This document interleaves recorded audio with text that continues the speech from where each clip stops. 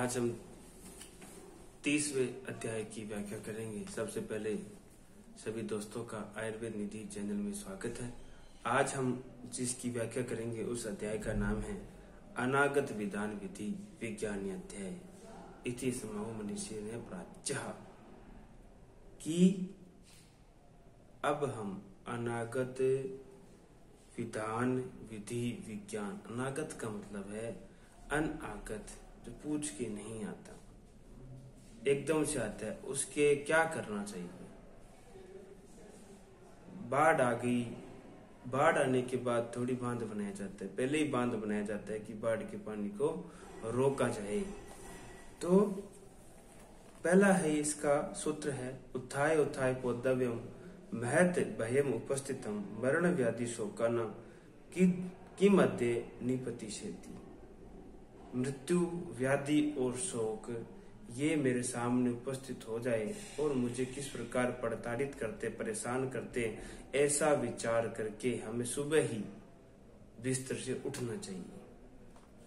आचार्य चरक ने बोला है, आपस्ता पुनरा गुरुमा याबी सस्यम पुरारितम यथा प्रकीयते सेतु प्रतिकर्म तथा आश्रय। कि जिस पानी यानी कि बाढ़ आई, खेती में फसल खराब हो गई, अब बांध बनाओगे क्या? नहीं ना। ऐसे बीमारी हो जाएगी, कैंसर तक पहुंच गई, अब दवाई दोगे क्या? नहीं। जैसे व्याधि का पता लगे तुरंत चिकित्सा करनी चाहिए। उससे संबंधित चिकित्सक या परामर्शदाता से परामर्श लेना चाहिए। वेट नहीं करना चाहिए कि नहीं बाद में कराएंगे। अगर वो व्याधि भयंकर रूप धारण कर लिया तो फिर आचार्य चरक कहते हैं, पूर्व रूपम विकाराणाम दृष्टवा प्रादुर्भविष्यताम या क्रिया क्रियते सा वेदनाम हंति अनागताम। भविष्य में क्या प्रभाव पड़ता है, भविष्य में क्या प्रभाव पड़ेगा, ऐसा देखकर उसके लिए अभी से चेष्टा करना अनागत विधि विधान कहलाता है। जैसे आज की प्लास्टिक की बात ले लीजिए, प्लास्टिक आगे जाके कितना खतरनाक होगा, अगर अभी नहीं जागे तो ये कितना नुकसानदेह होगा। अगला सारग्र पद्धति का श्लोक है, चिंतनीय ही विपदा मादया वे प्रतिक्रिया न कूप खननम युक्त प्रदीप्त वहना निगृह। कि अगर आपने अनागत विधि या कोई आने वाली चिंता नहीं की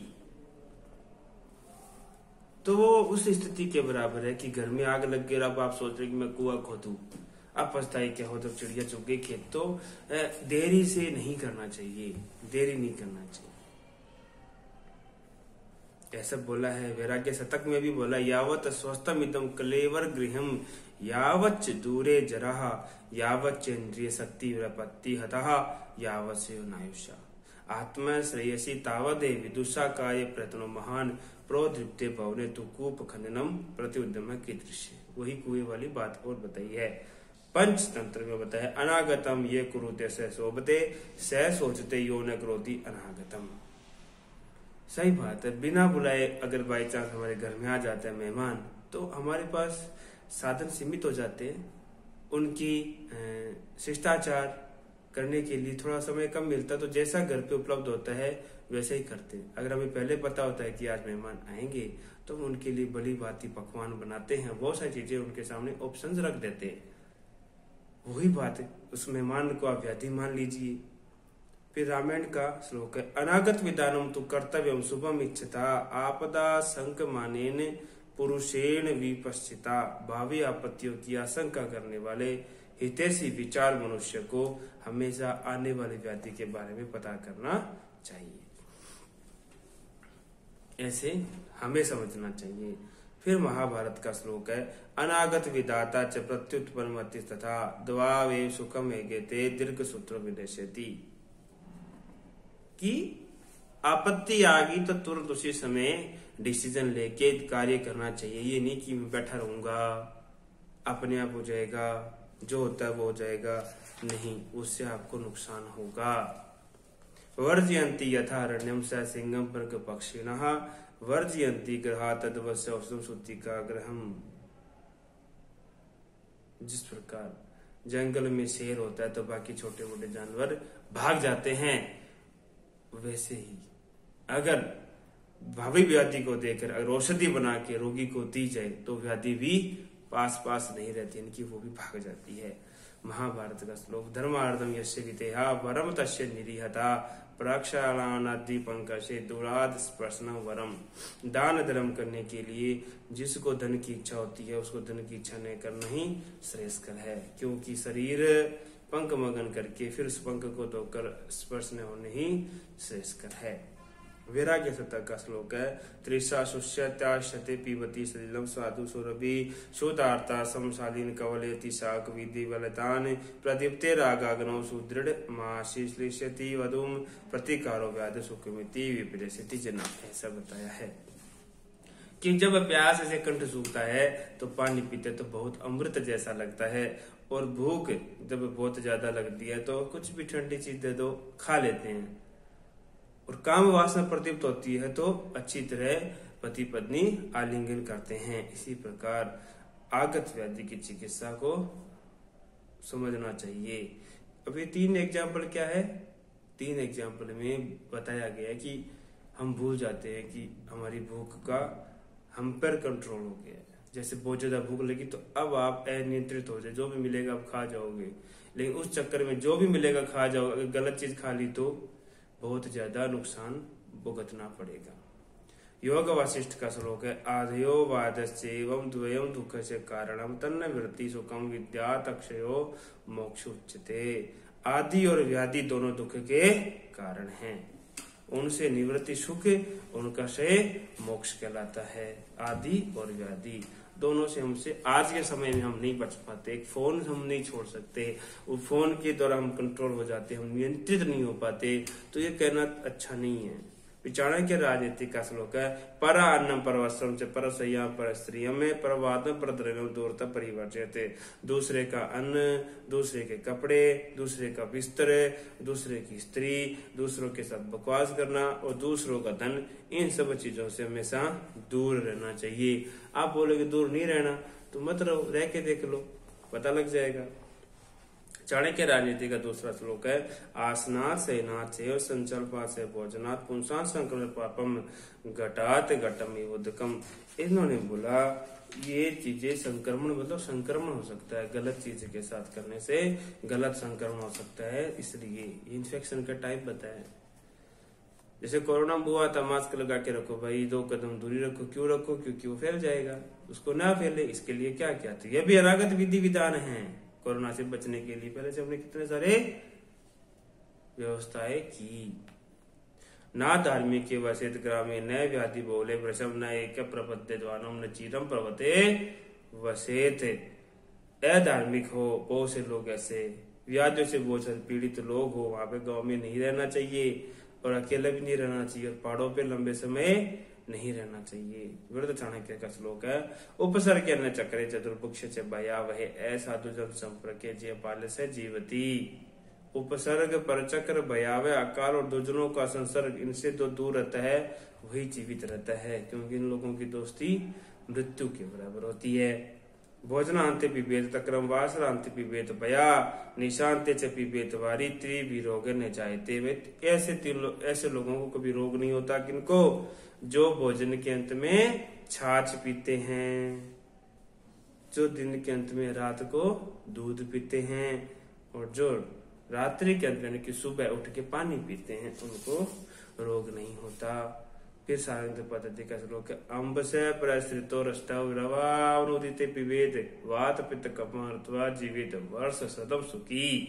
सूर्योदय के पूर्व जल पीने से त्रिदोष का नाश होकर व्यक्ति 100 वर्ष जीता है। वाम साई द्विभुंजान षणमुद्री द्विपुरुष का स्वल्प मिथुनकारी से 7 वर्षान युक्ति। कौन 100 साल तक जीता है? जो बाई करवट लेके सोता है, और बाई करवट लेके सोता है, बाई तरफ हमारा पेट होता है जिसमें भोजन रहता है, बाई तरफ उसको अच्छा तो पाचन अच्छा होता है। आजकल तो खा पी के वापस ड्यूटी पे चले जाते हैं, खाना खा के बैठ जाते हैं, नहीं, इसीलिए तो आज बीमारियों का घर बन गया, घर में बीमारियां आ गई, तो अच्छी बात नहीं है। 2 बार भोजन करने वाला, भोजन 2 बार करना है, बार बार नहीं खाना।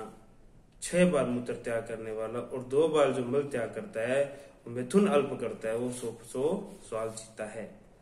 फिर शंकराचार्य का श्लोक है, बड़ा ध्यान से समझेंगे। हित परिमित भोजी नित्यम एकांत सेवी, सकृतोचित हितोक्ति स्वल्प निद्रा विहार, अनुनियम शीलो यो भुग भजति युक्त काले, स लभते शीघ्रम साधु चित्त प्रसादम। हितकर और मात्रा अनुसार भोजन करने वाला, नित्य एकांत से भी एक बार परंतु उचित और हितकर बोलने वाला, अल्प मात्रा में निद्रा और विहार सेवन करने वाला, नियमों के अनुसार चलने वाला, प्रत्येक कार्य उचित काल पर करने वाला मनुष्य शीघ्रता से उत्तम प्रकार की मन प्रसन्नता प्राप्त कर लेता है।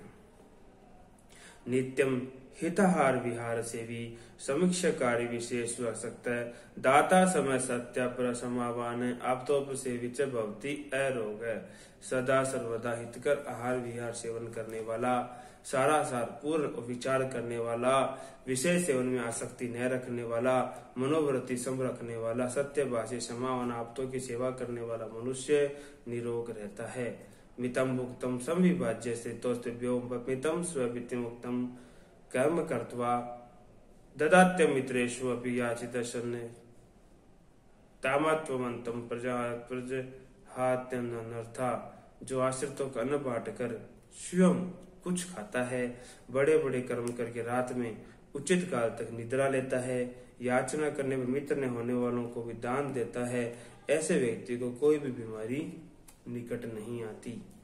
मति वचा कर्म सुखानुबंधम सत्वम विदे विशदाच बुद्धि ज्ञानम तपस तत्परता च योगे यस्यार्थितम नानुपतंति रोगा। चरक का श्लोक है। जिसकी बुद्धि वाणी और क्रिया स्वास्थ्य का अनुबंध बनाए रखने वाली होती है, मन स्वायत्त होता है, बुद्धि निर्मल रहती है, जो ज्ञान निष्ठ तपोनिष्ठ और योग निष्ठ होता है, उस रोगों का आक्रमण नहीं होता। एक मनु का भी श्लोक है, क्या कहा? सर्व लक्षण हीनो पीछे सदाचार वानरा श्रद्धानो अनुष्यस्ते शतम वर्षान चिवते। जो सदाचार का पालन करता है, मित्र व्यवहार करता है, लोगों की सेवा करता है, श्रद्धावान रहता है, उसको भी सतजीवी मिलता है, वो भी 100 वर्ष तक जीवित रहता है। अदेवम न चिकित्सा करोति मृणापदा संपदायाम मूर्तो मूढ़ कईशति के मातुरः। अनागत विधान समय पर करने का महत्व। व्याधियों तथा अन्य आपत्तियों के रूप में आने वाली मरण की आपत्ति की चिकित्सा प्रारंभ नहीं करता तो मर जाएगा। यानी कि कैंसर था, पहले स्टेज में था तो आपने इलाज कराया नहीं, अब 6 लास्ट स्टेज में आ गया, अब उसको सोने की भस्म देने से भी क्या लाभ? यानी कि कोई लाभ नहीं, ये मूर्खता है। फिर अगला है नीति प्रदीप का श्लोक है, निर्वाण दीपे किमु तेल दानम चोरे गते व किमु सावधानम वयो गतम की वनिता विलास पयो गते कि में खलु सेतु बंधः। कि दीप बुझ गया, अब तेल डालने से क्या लाभ? जलेगा क्या? नहीं। चोर निकल गया, अब सावधान होने से क्या मतलब है? यौवन समाप्त हो गया, अब आलिंगन करने से क्या मतलब है? और पानी बह गया, अब बांध बनाने से क्या मतलब है? फिर महाभारत के श्लोक है, दिवसेनैव यत् कुर्यादेन रात्रौ सुखम वसेत् अष्टमासेन तत् कुर्यादेन वर्षा सुखम वसेत् पूर्व यवसी तत् कुर्यादेन वृद्ध सुखम वसेत् यावत् जीवेन तत् कुर्यादेन प्रत्यय सुखम वसेत्। दिन में वह काम करे जो रात में सुखी से नींद आ सके, 8 महीने ऐसे काम करे कि वर्षा वाले 4 महीने तक सुख से रह सके, जवानी में वो काम करे वृद्धावस्था में सुखी रह सके, और जीवन भर वो काम करे जो परलोक में सुखी रह सके। ऐसा ये चैप्टर पूरा हुआ। इति श्री भास्कर शर्मणा गोविंदात्मजेन विरचितायाम विद्यज्ञ रहस्य दीपिकायाम अनागत विधान विज्ञानो नाम 300 अध्याय समाप्तः। आगे से व्याधि चिकित्सा शुरू हो जाएगा। नमस्कार दोस्तों।